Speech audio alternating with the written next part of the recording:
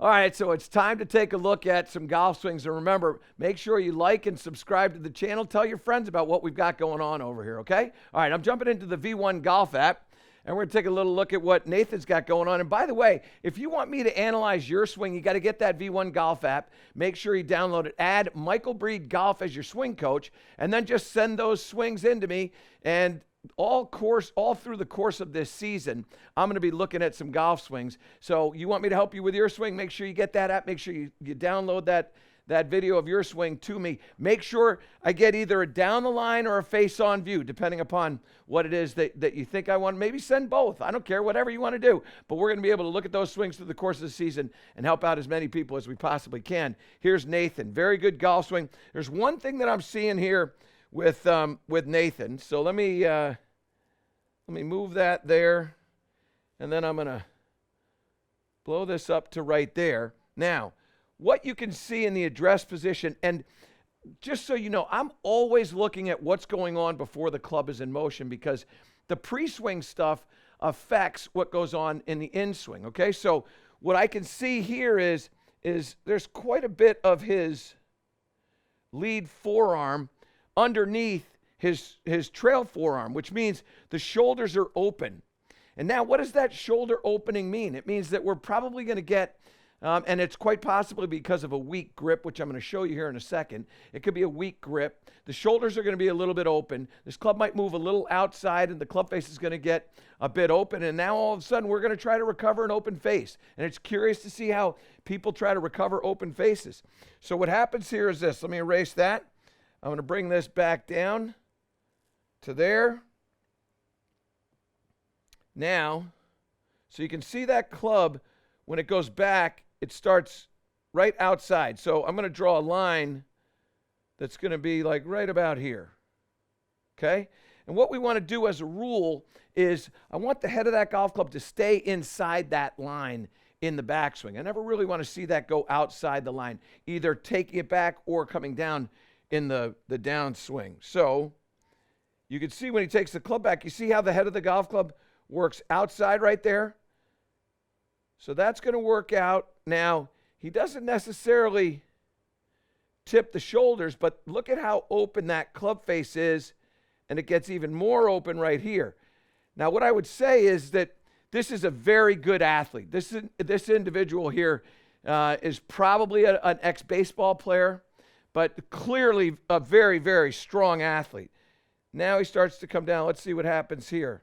How does he recover this club face? So that club face is actually opening up even a little bit more in the downswing. Delivery is a bit outside. So there it is. So it's outside that strike line, and now he pulls across it. So what I would say is that the recovery here is we're just going to pull across this swing to try to make that face work. Many times what you'll see from players is they try to recover that open face by, and this is air quotes, releasing the club. It's not a release. It's just a rolling of the shaft. He doesn't do that. Club face is working through, and then it up into a really solid follow-through position. That's very, very athletic. But the problem is at address. So let's just talk about this for a little bit. When you get set up, here's what I want you to understand. I want you to show me some knuckles of your lead hand, and don't show me any knuckles of the trail hand. And now, when I get into this position here, if you go down the line here, Gibbsy, what you can see is you can see a lot of my lead forearm. What we see out of Nathan is his hand is underneath, the other hand is on top, and what you can see is a lot of the lead forearm underneath the trail forearm. And then the club, because of the shoulders now being open, the club is going to work a little outside, which is exactly what he does. He drags it across like this and hits a little wipe cut.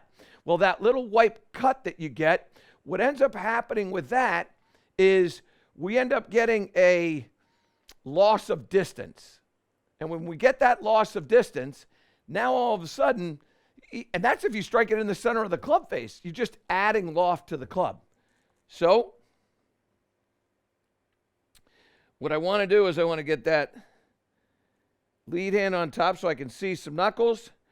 trail hand underneath so I don't see any knuckles. And now go back down the line there, Gibbsy, and what you can see there, beautiful, what you can see there is a lot of the lead forearm on top of the trail arm. Now when the club swings, the club's going to move a little bit to the inside. Club is going to be in a much better position. And now what I'm going to get is I'm going to get a good solid strike with a little bit of a draw, okay? All right, so that's the solve for you, Nathan. I think athletically, I think you're going to be in a great spot. What you got to do is just alter that grip. It's a wonderful golf swing. It just needs to start in a better spot. When you start in a better spot, you're going to have a better chance of hitting the golf ball a little bit farther, a little bit straighter, get rid of that slice, okay? And remember, make sure you get that V1 Golf app, download your swing, send it over to me, Michael Breed Golf, okay? All right, now, let's go look at another one. Here's Jim. And Jim is really, quite frankly, in a very similar position to Nathan. He has an extremely weak grip. So when you look at this line that's coming out of his thumb, that's going right up to his head, and the same thing is true with the left hand. That line would be going right up here, right? And what I want is, I want those lines, I want them to go right over here. That's where I want them to go, both of them. And when that happens, the shoulders are going to square up. So that grip position, and Jim, I would say you got to do the same thing as Nathan. We got to get that grip straightened out. Now, the other thing that happens as a result of this poor hold that you have on the club, your ball position is extremely far forward.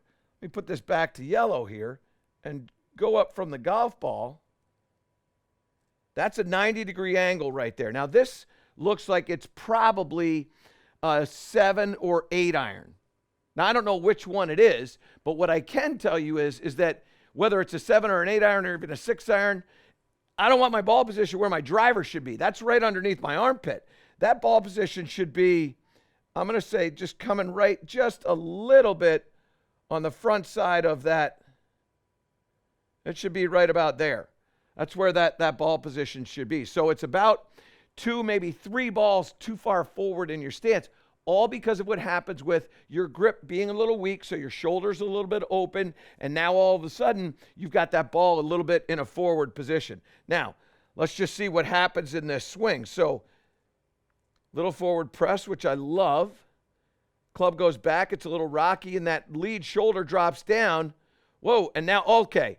So now all of a sudden there's no shoulder turn whatsoever because of that grip. So you've kind of locked your body down. And I would add this as well.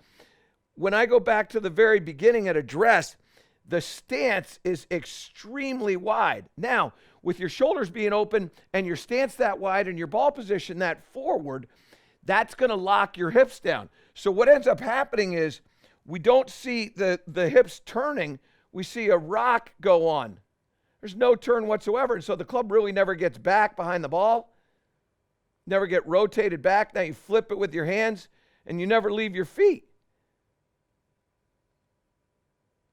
That's the top of the backswing right there. That shoulder line has turned, I'm going to say, at most 50 degrees, which is nothing, okay? So let's assume you understand what you're doing with your grip there, okay? You're going to do a couple things. One, as a rule of thumb, with all irons, I want you to have the outside of your hip here and the outside of your shoulder here. So what I mean by here is I want that to be in the middle of the foot. So the outside of the hip is going to be in the middle of the foot. The outside of the shoulder is going to be in the middle of the foot. So that's kind of the width of my stance. With your 7 iron, you're here. Okay? And that means that your hips are going to be frozen. The pelvis can't really turn from here. And so now what happens is that you slide, stop here. That's all you have. There's your 50-degree turn. And now you come back through and you hit this. A guy that's as big as you, and I don't know how tall you are, but it looks like you're probably 6'2", 6'3", maybe 6'4". Certainly big enough to be able to generate a lot of club head speed. What you have to do is you've got to put yourself in a position where your body can move. So as a rule of thumb, the closer my feet are together, the more rotation I'm going to get. The wider my feet are, the less rotation I'm going to get. So I want you to narrow up your stance. I want you to move that ball position back a little bit. And then what I want you to do is this little drill, and this is a great drill for all of you, something that I will do routinely through the course of a season, is I'll put the ball in the middle of my stance. Doesn't matter the club, just working on rotation of my shoulders. And I want to feel like I'm going to take the grip of the club, which is on my lead shoulder, and I'm going to rotate so that it gets behind the golf ball. I'm not going to slide back behind the golf ball. I'm going to rotate behind the golf ball, okay? And the grip is now going to point to camera 2. If I slide and I get over to here, it never gets to camera 2. I want to stay there, rotate, point it to camera 2. Now I've got a body rotation. Because I've set up with my feet the way I want them, and by moving that ball back a little bit, now I've got the freedom to go back there. So you combine all of this together now. So good grip that we talked about with what Nathan has going on. Ball position move back, stance a bit narrowed, and now what we're going to do is we're going to get our body to make this good full turn behind it. Here. And now what you get is you get a ball that turns from right to left, just like that one did. But now it's got some speed. It's got some distance to it. You get some strength in that hit. So what you have to realize is, and you saw this both in Nathan and Jim, what happens in the pre-swing before the club is in motion is essential for you to be able to make a good motion, a good golf swing. So we've got to make sure that we get that ball position right, the width of the stance correct. We've got to make sure that we are positioning our body in a functional fashion to move properly. And then from there, we've got to feel like we're going to let some body motion take place, a body rotation take place. And after that, then you can go ahead and let it go. And what I also want to remind you of is this. I love helping people play golf better. I just love it. It is a real kick for me. And one of the easiest ways to do nowadays is over the internet. And so if you download that V1 Golf app and you make Michael Breed Golf your swing coach, now all of a sudden you have the access to me to be able to send videos in. All season long here, I'm going to be looking at golf swings periodically and helping you improve. You want me to help you with your game? Get the app, download the swing, send it over there to me, and I'll be sure to give you a chance for me to look at your golf swing. To improve all parts of your game, subscribe to my channel and click the link below.